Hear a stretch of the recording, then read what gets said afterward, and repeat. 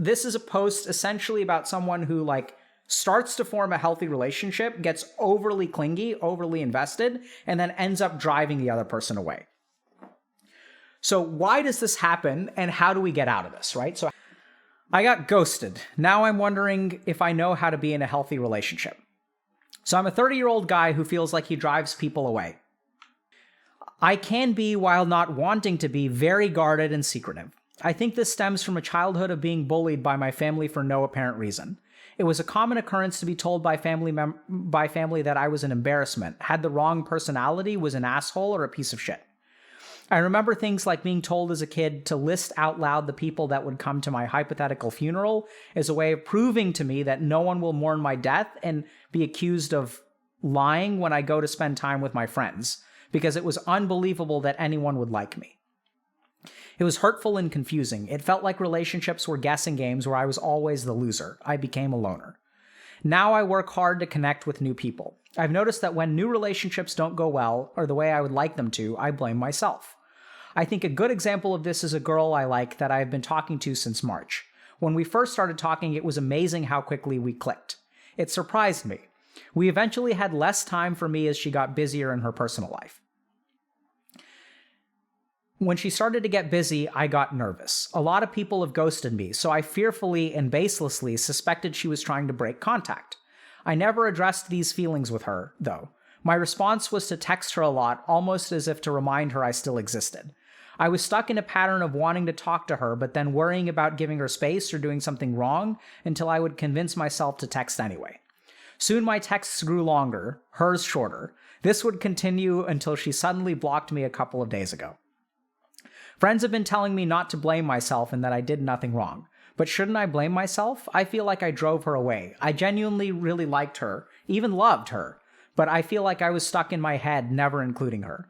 I also feel like this relationship was burdened by my slowly obsessing over her without paying enough attention to her as an actual person. I feel like I ruined things. Dr. K, how can I have healthy relationships with myself and others going forward? Why do I become guarded and obsessive in relationships? How do I deal with my surprise when women like me back? Let's upvote this. All right, so this is a great post. So I like this post for a number of reasons.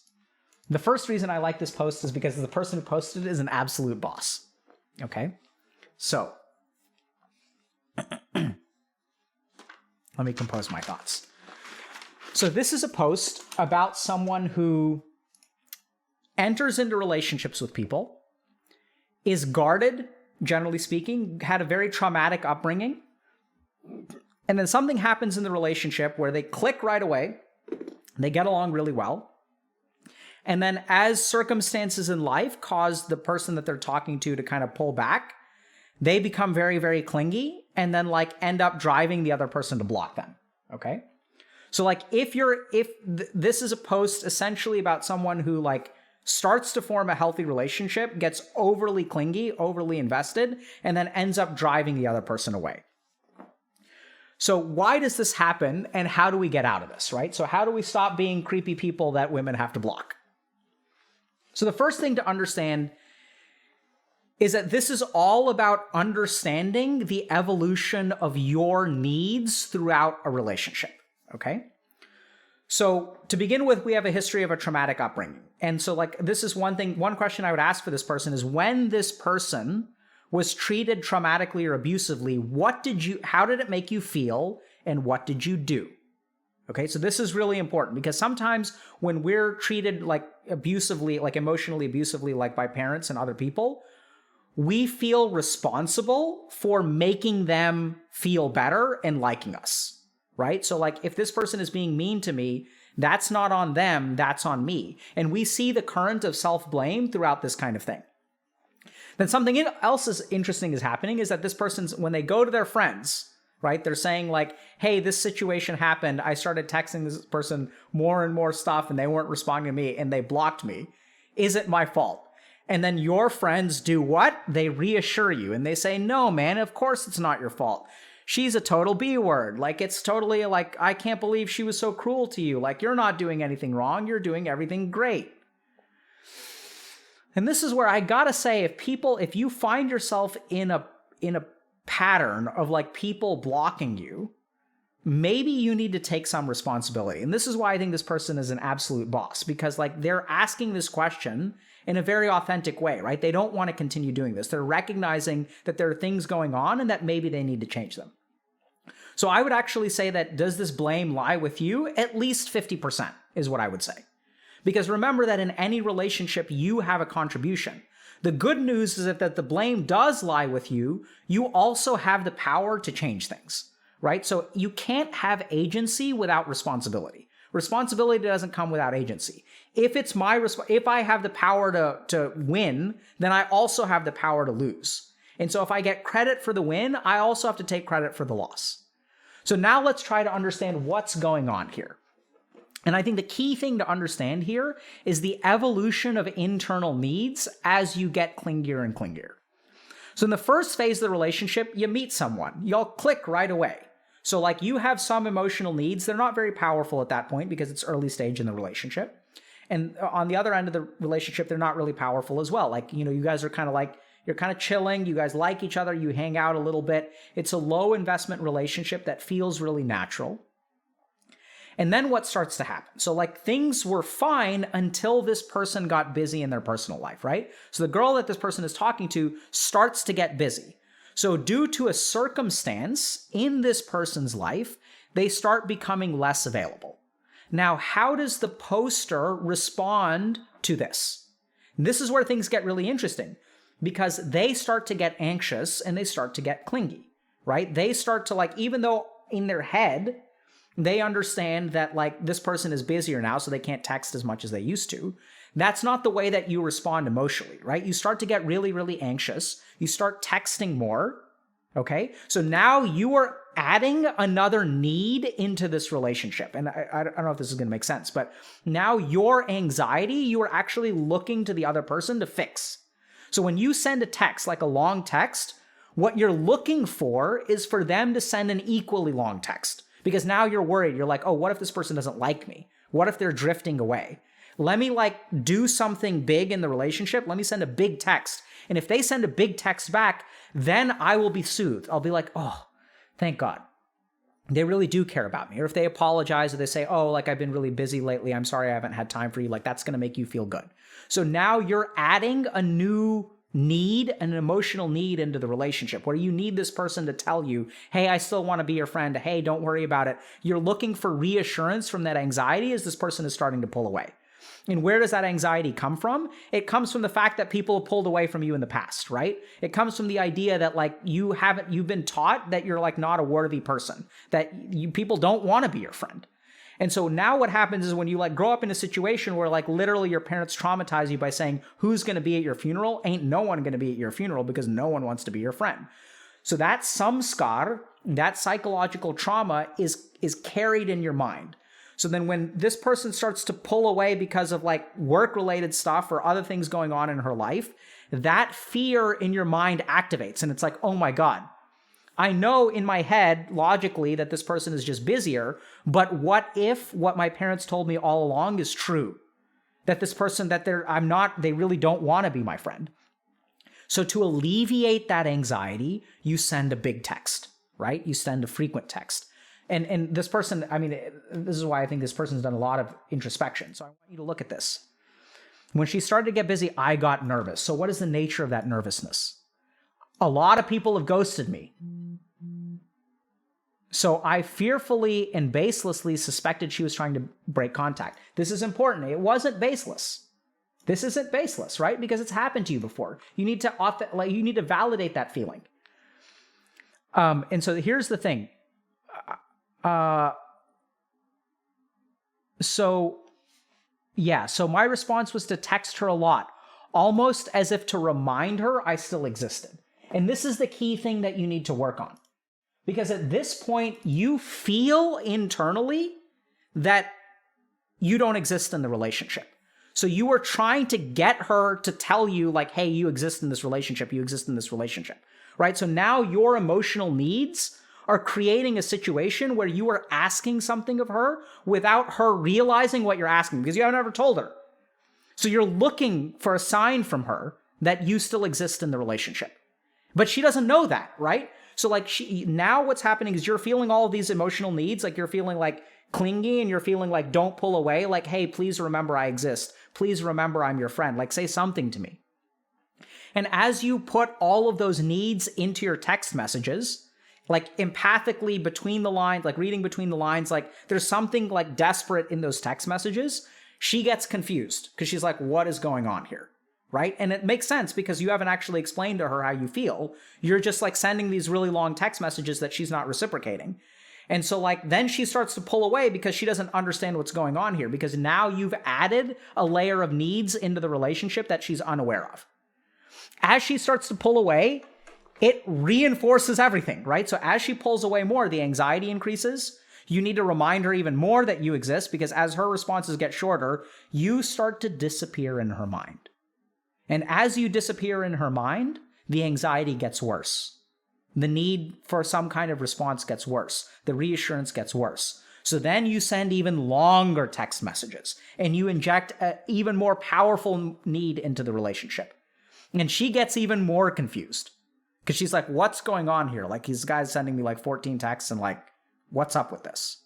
And so then what she does is send a shorter response.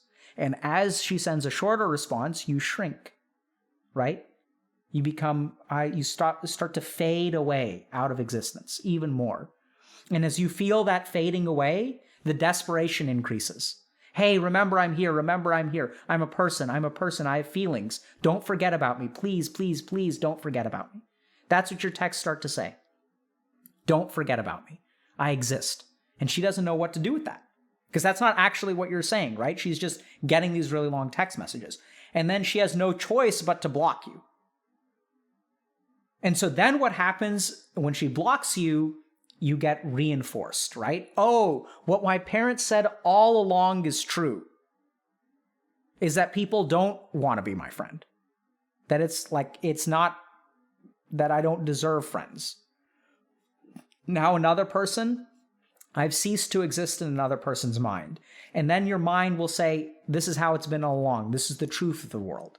You will never exist in anyone's mind, right? That's what it tells you in those dark moments. It's something, it's the voice in your head that you carry with you that now has been reinforced. And then you go to your friends and you say, hey, what's going on here? And your friends say, oh, don't worry about it. It's no big deal. It's on her. It has nothing to do with you. You're great. You're an awesome person. We like you.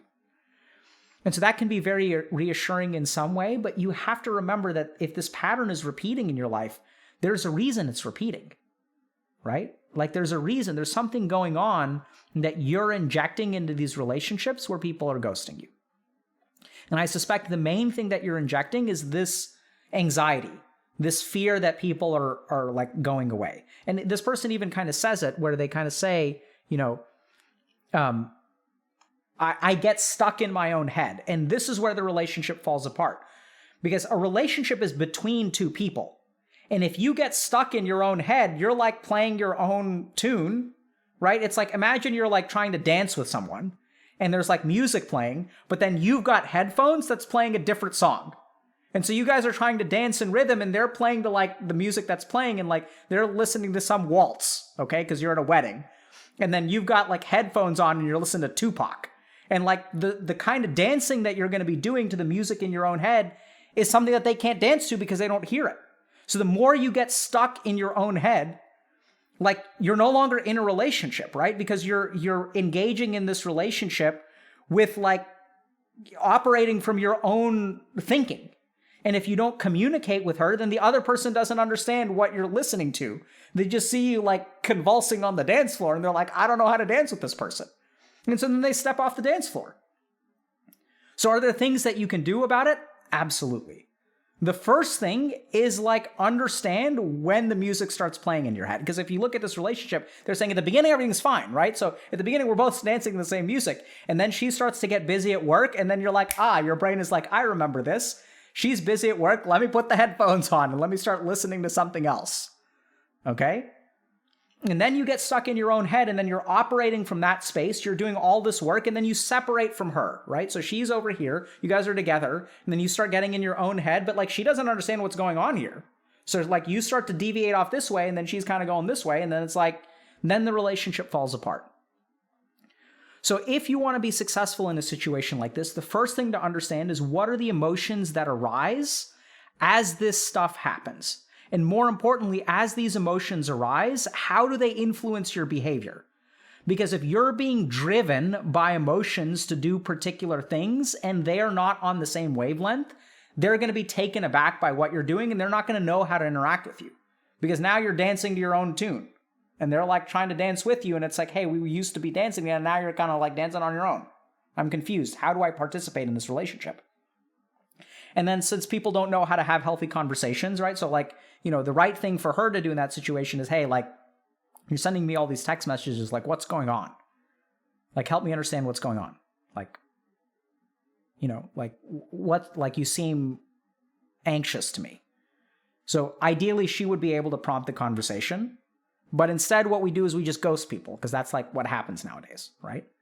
So are you somewhat responsible if you're in this situation? I'd say yes. I think it's time to take responsibility.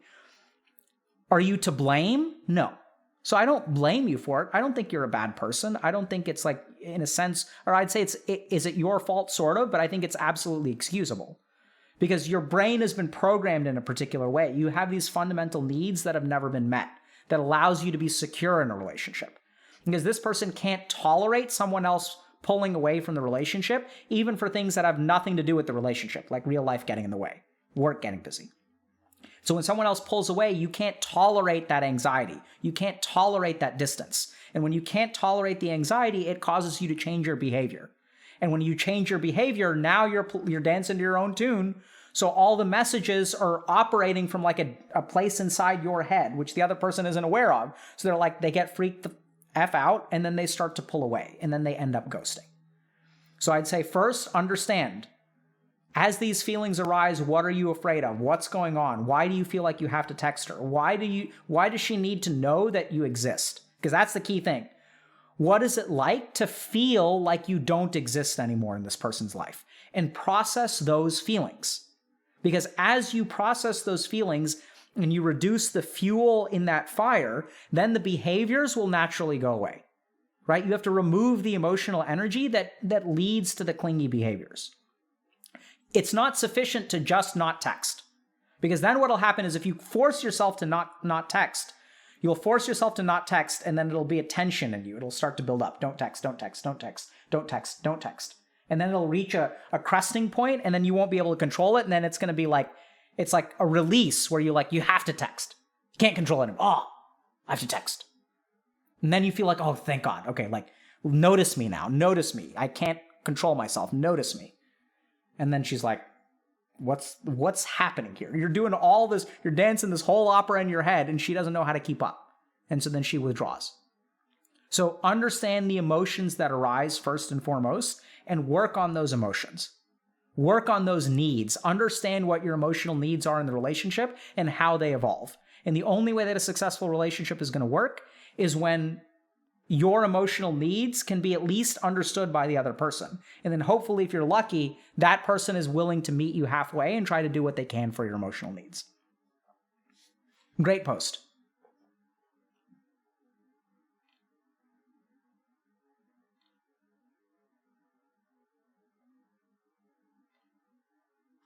So then someone else is saying, how do you handle when she is really leaving? You let her go, right? So this is hard, but someone's asking, how do you handle when she's really leaving? So the answer is simple. You let her go. And this is the key thing. What makes it hard to let her go? Because we assume that the reason she's leaving is because of us.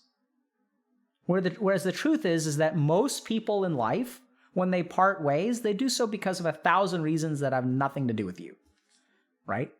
If you think about the friends that I had in high school, why am I not friends with most of them anymore? It's because of circumstance. I went to high school, then I went to college in a different city, and then I went to medical school in a different state, and then I did residency in the same state, but people went their separate ways. And so I entered people's lives, and then I left people's lives. And it has nothing to do with them, because that's what life is. Right? Life is like a meeting of it's moments in time where you connect with another human being. And for some people, those moments are short, and for some people, those moments are long. And you have to understand that, like, not everything in the world, people leaving your life may not have anything to do with you. And even in the sense, if it does have something to do with you, that's okay too. Because even if someone says, hey, I don't think we're compatible, like, that's okay, right? You're not going to be compatible with every person on the planet. You're not going to be compatible with every person that you date. That's the reason that you date. And you let people go their way and you go your way. Because at the end of the day, if someone wants to leave you, let them. What are you going to do? Like, pin them down and like force them into a relationship with you? You deserve a better relationship with that. The relationship that you want is one where someone wants to be with you and feels comfortable being with you. That's what you really deserve, is a real relationship. So it's tough.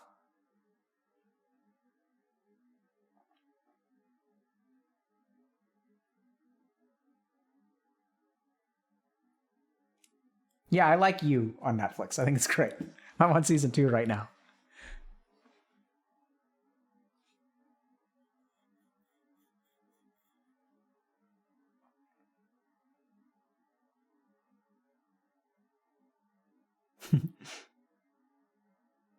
Okay. So do we need shorter text messages? Absolutely. Right? So like, I don't know how, like, you can't expect someone to keep up with all of the stuff that you're doing in your head. No relationship is going to work like that. Right? When you're like working through bunches of anxiety, there's tons of anxieties floating out there. You try to communicate with someone over text, like, they're not going to, like, they're operating with like 10% of the information where your text is coming from. So that's not going to work. So you have to let people know, like, you either have to process the crap in your head so that you're kind of back on the same page with them, or you need to let them know where you are so that you give them the opportunity to like catch up to you. And the more you progress up here, like the more you build castles in the sky or read into relationships or like think that the relationship is more than it is. Check out OnlyFans, for example. The more blindsided the other person is going to be. Like, how is someone supposed to participate in a relationship where you've advanced it 10,000 years in your head?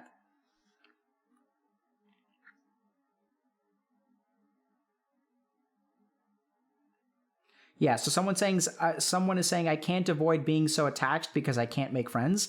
Absolutely, right? So that's the same as this post. That's why I shared it and I thought it was a great post. Because it is the inability to make friends that makes every potential friend so much more attached. You get so attached to everyone. And it's the fact that you get so attached to them that you kind of drive them away. And so you're kind of stuck in this loop of like, I have no friends, and therefore anytime I have the possibility of a friend, I put too much on them, because you take all that luggage from the past and you dump it into this relationship. And when you dump it on them, it's too much for them to handle, so then they leave. And then when they leave you a piece of luggage too. So now you've got one more piece of luggage, and then the next person comes along, and you dump 10 pieces of luggage on them. And it's like too much for them to handle. They're like, I can't carry all this stuff. And then they leave, and then you have 11 pieces of luggage. So it's really hard. Don't get me wrong, it's very hard. And so that's where I think the solution is to let go of the luggage, right? Like, you have to work through that stuff. You have to work through what's it like being alone year after year after year. What's it like engaging in relationship after relationship after relationship? So it's an infinite loop only if that's the loop that you keep doing. Remember, there are other things that you can do. You can offload the luggage, right? You can see a therapist, you can work with a coach. I think group coaching is a really good avenue for this kind of thing, because it's like an opportunity for people to form relationships with each other that have very good, strict boundaries. So it's like a way to practice talking to each other, communicating your feelings. Like, it's like how to make friends 101, because in group, we don't let you be friends. So we're going to teach you all of these skills. And as you bring luggage into the relationship and you want to play games with someone, we're going to say, no, you're not allowed to do that. Instead of playing games with them because you feel connected, talk about how you want to play games with them. Vocalize your feelings. Understand what's going on the inside.